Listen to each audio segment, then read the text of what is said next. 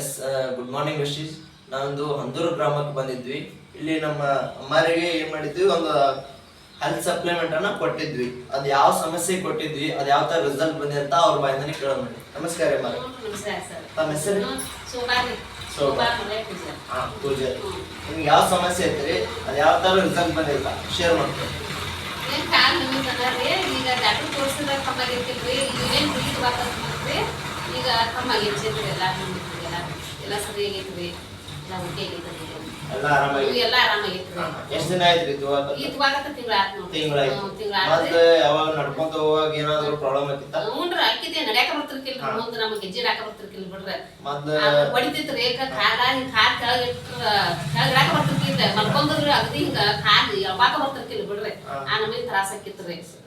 ಈಗ ಮೊದ್ಲು ಕೆಲ್ಸಕ್ಕದು ಹೋಗ್ತಿದ್ರ? ಹ್ಞೂನ್ರಿ, ಹೋಗಿದ್ದುರಿ ಕೆಲ್ಸಕ್ಕೆ. ಅವಾಗ ಬಾಳ ತ್ರಾಸ ಆಕಿತ್ರಿ. ಅದು ಈಗ ಏನಿದೆ ಇಲ್ರಿ, ಈಗ ಸಪ್ಲಿಮೆಂಟ್ ಬಳಸತ್ತೀರ? ಈಗ ಏನ್ ಗುಳಿಗೆ ತಗೋತಾವಲ್ರಿ, ಈಗಿಂದ್ರ ಏನೆಲ್ಲ ಸರಿ ಹೋಗೈತ್ರಿ.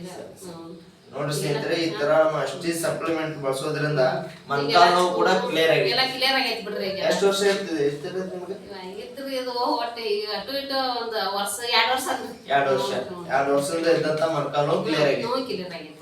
ಈ ತರ ರಿಸಲ್ಟ್ ಬಂದಿದೆ ಸ್ನೇಹಿತರೆ. ನೀವು ಕೂಡ ಅಷ್ಟೇ ಸಪ್ಲಿಮೆಂಟ್ ಅನ್ನು ಬಳಸಿ ಆರೋಗ್ಯನ ತಗೋರಿ. Thank you. ವಿಶ್ವ.